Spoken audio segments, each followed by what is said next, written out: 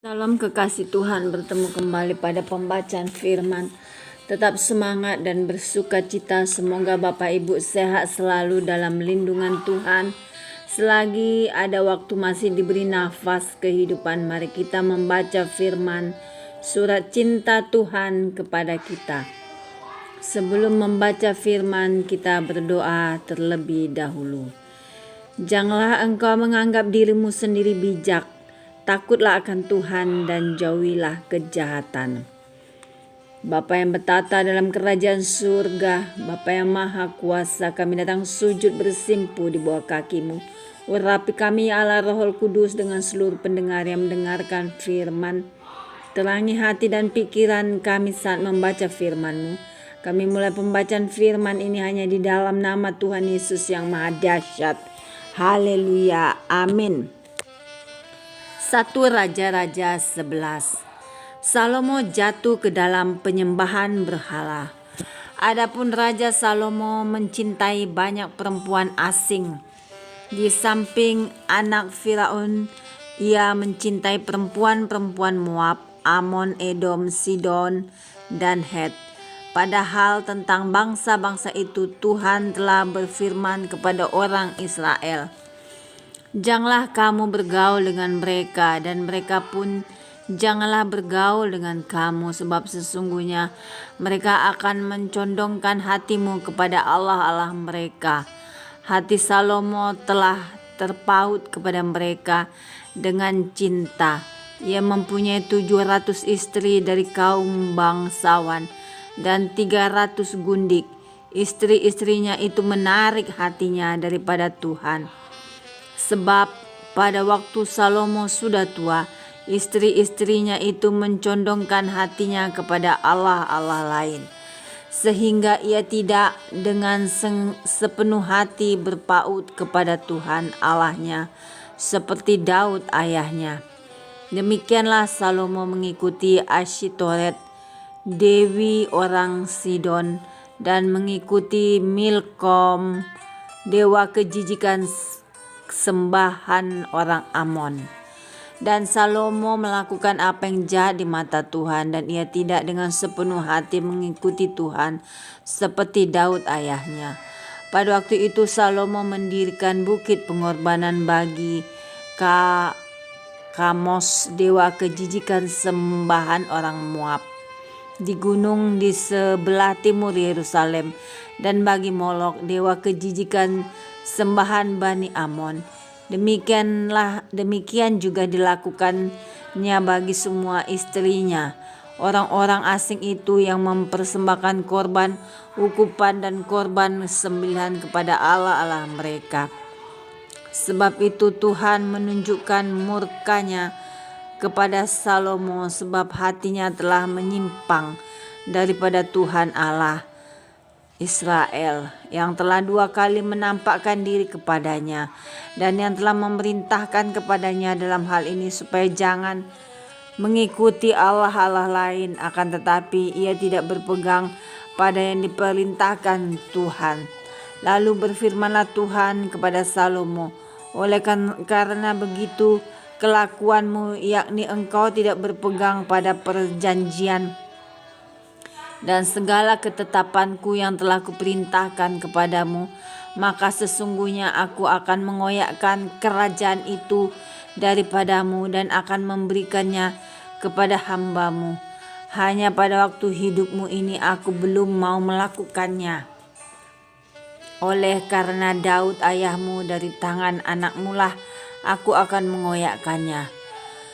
Namun demikian kerajaan itu tidak seluruhnya akan kukoyakkan daripadanya. Satu suku akan kuberikan kepada anakmu, oleh karena hambaku Daud, dan oleh karena Yerusalem yang telah kupilih." Lawan-lawan Salomo. Kemudian Tuhan membangkitkan seorang lawan Salomo, yakni Hadad orang Edom. Ia dari keturunan Raja Edom. Sesudah Daud memukul kala orang Edom, maka Panglima Yoab pergi menguburkan orang-orang yang mati terbunuh, lalu menewaskan semua laki-laki di Edom. 6 bulan lamanya Yoab diam di sana dengan seluruh Israel sampai dilenyapkannya semua laki-laki di Edom. Tetapi Hadad melarikan diri bersama-sama dengan beberapa orang Edom dari pegawai-pegawai ayahnya dan mengungsi ke Mesir. Adapun Hadad itu masih sangat muda. Mereka berangkat dari Midian lalu sampai ke Paran. Mereka membawa beberapa orang dari Paran, lalu mereka sampai ke Mesir kepada Firaun, raja Mesir. Ia ini memberikan rumah kepada Hadad, menentukan belanjanya, dan menyerahkan sebidang tanah kepadanya. Hadad demikian disayangi Firaun, sehingga diberikannya kepadanya seorang istri, yakni adik istrinya sendiri, adik permasyuri Tahpenes. Lalu adik Tahpenes itu melahirkan baginya seorang anak laki-laki, Genubat namanya. Dan Tahpenes menyapi dia di istana Firaun. Sehingga Genubat ada di istana Firaun di tengah-tengah anak-anak Firaun sendiri. Ketika didengar Hadad di Mesir bahwa Daud telah mendapat perhentian bersama-sama dengan nenek moyangnya, dan bahwa Panglima Yoab sudah mati juga, maka berkatalah Hadad kepada Firaun, biarkanlah aku pergi ke negeriku. Lalu bertanyalah Firaun kepadanya, tetapi kekurangan apakah engkau padaku ini? Maka engkau tiba-tiba berniat pergi ke negerimu. Jawabnya, aku tidak kekurangan apapun, namun demikian biarkanlah juga aku pergi. Allah membangkitkan pula seorang lawan Salomo, yakni Rezon bin Eliada, yang telah melarikan diri dari tuannya, yakni Hadadezer, raja Zoba. Ia mengumpulkan orang-orang lalu menjadi kepala gerombolan ketika Daud hendak membunuh mereka. Maka pergilah mereka ke Damsyik. Mereka diam di sana, dan disitulah mereka mengangkat Rezon menjadi raja. Dialah yang menjadi lawan Israel sepanjang umur Salomo. Ia mendatangkan malapetaka sama seperti Hadad. Ia muak akan orang Israel dan menjadi raja atas Aram. Juga Yerobeam bin Nebat, seorang Efraim dari Zereda, seorang pegawai Salomo, nama ibunya Zerua, seorang janda, memberontak terhadap raja. Inilah alasannya mengapa ia memberontak terhadap raja. Salomo mendirikan Milo, dan ia menutup tembusan tembok kota Daud ayahnya. Yerobeam adalah seorang tangkas. Ketika Salomo melihat bahwa orang muda itu seorang yang rajin bekerja, maka ditempatkannya lah dia mengawasi semua pekerjaan wajib dari keturunan Yusuf. Pada waktu itu ketika Yerobeam keluar dari Yerusalem, Nabi Ahia orang Silo itu mendatangi dia di jalan dengan berselubungkan kain baru, dan hanya mereka berdua ada di padang. Ahia memegang kain baru yang di badannya, lalu dikoyakkannya menjadi 12 koyakan.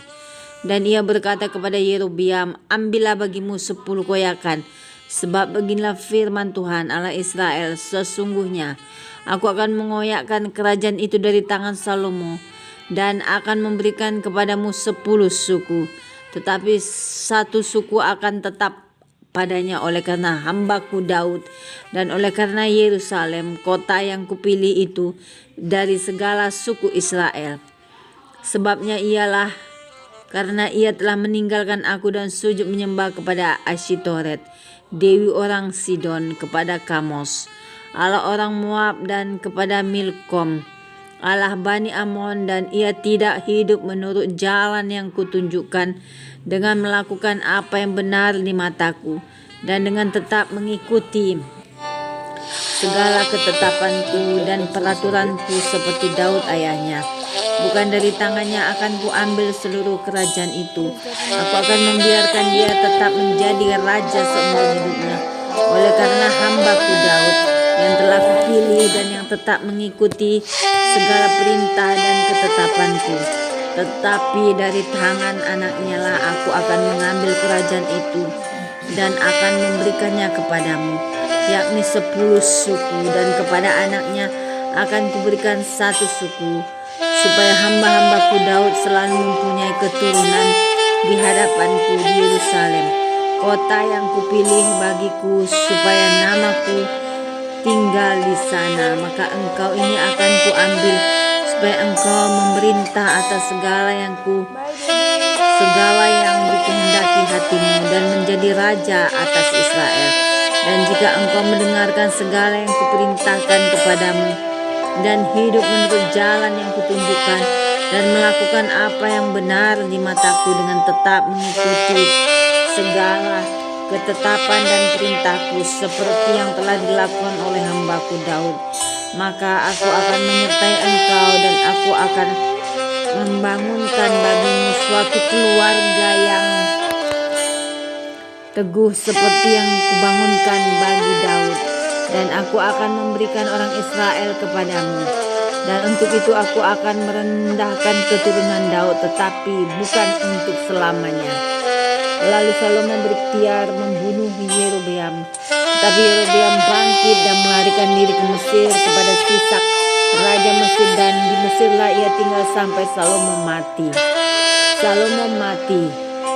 Selebihnya dari riwayat Salomo dan segala yang dilakukannya dan hikmatnya, bukankah semuanya itu tertulis dalam kitab riwayat Salomo? Lamanya Salomo memerintah di Yerusalem atas seluruh Israel ialah 40 tahun. Kemudian Salomo mendapat perhentian bersama-sama dengan nenek moyangnya, dan ia dikuburkan di kota Daud ayahnya. Maka Rehabeam anaknya menjadi raja menggantikan dia. Amin. Terima kasih Tuhan Yesus yang maha baik, maha suci, maha mulia. Kami sudah memperdengarkan dan mendengarkan firman hari ini.